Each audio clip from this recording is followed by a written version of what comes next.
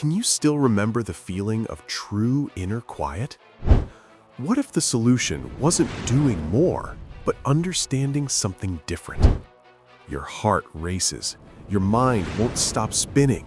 You can't sleep, you can't concentrate, and you can't remember the last time you felt truly, but truly relaxed. You can't remember the last time you felt real peace, but do you remember when you stopped trying? Welcome to the modern epidemic affecting millions of people: chronic stress and anxiety. Are you tired of feeling constantly on, even when you just want to switch off? We know mental overload burns us out, yet we continue to fuel the fire with more thoughts, more stimuli, more dopamine.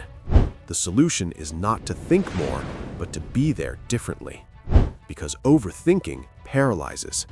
But here's what most people don't know. There is a crucial difference between these two conditions, and understanding it could change your life. Imagine turning off the anxiety switch, feeling the grip loosen.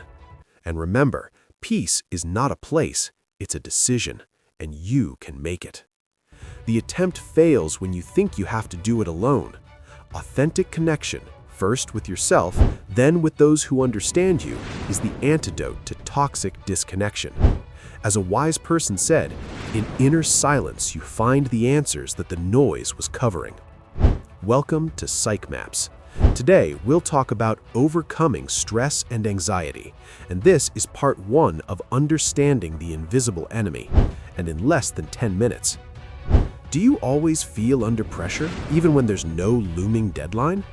That constant feeling has a name, and it's not stress.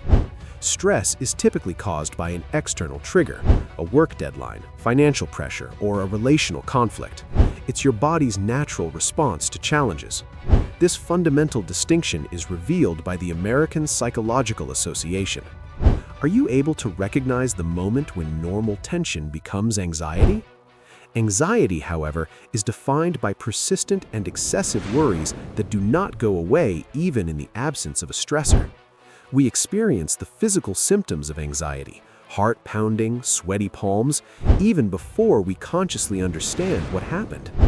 In anxiety disorders, communication between the rational part and the fear center is compromised, leaving the individual in a state of constant alert.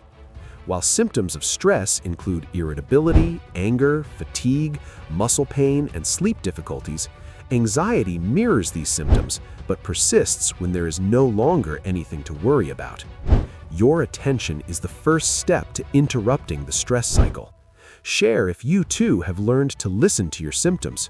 Together, let's turn awareness into action. And subscribe to the channel if you aren't subscribed yet. Help us to work.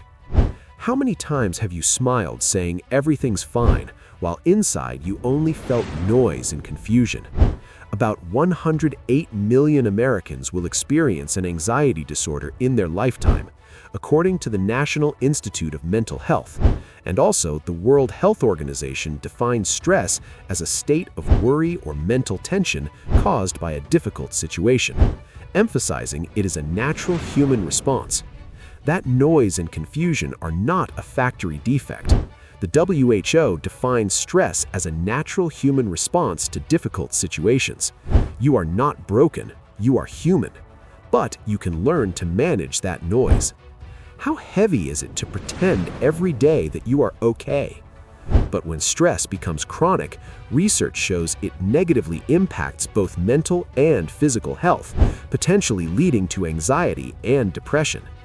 Admitting "I'm not okay" is an extraordinary act of strength. It's taking back the pen and rewriting the story of your mental health paragraph by paragraph. And in part 2, you will understand why. Your follow and share is a vote. A vote for content that speaks to the human behind the screen, not just the thumb that scrolls. Have you ever felt guilty for suffering that is actually natural and common? Stress affects every system in your body. Cardiovascular problems, digestive disorders, weakened immunity, and cognitive impairment, according to research from the Cleveland Clinic. But if stress is the problem, what is the solution nobody is telling you? The CDC confirms that stress causes feelings of fear, anger, sadness, worry, numbness, or frustration, along with changes in appetite, energy levels, and interests. Do you know that fear that arrives suddenly and in seconds you feel like you can't breathe? Tell me in the comments. That feeling of being trapped in your mind or your body is terrible, but it proves your sensitivity is intact. As Viktor Frankl said, between stimulus and response, there is a space. In that space is our power to choose. Studies from the Mayo Clinic reveal that anxiety disorders involve repeated episodes of sudden feelings of intense anxiety and fear that peak within minutes.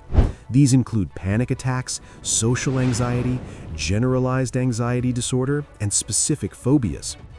It is not weakness. It is your body's alarm signal, a physical emergency asking to be heard. You can learn to decipher it. Have you noticed that when you're stressed, everything in you begins to give way? The crucial point? Both conditions share similar symptoms, but require different approaches.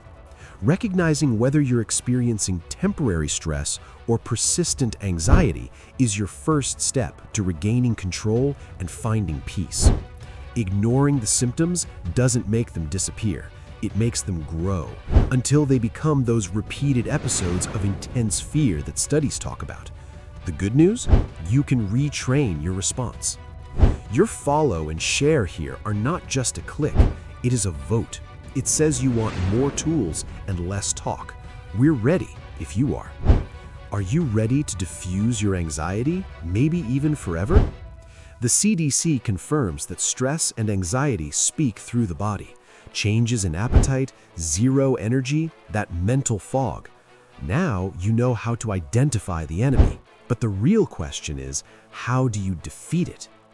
Do you know what the 4A framework is? What if I told you that even without spending a penny, you can destroy your enemy? In the second part, you'll find the exact tools to move from diagnosis to liberation.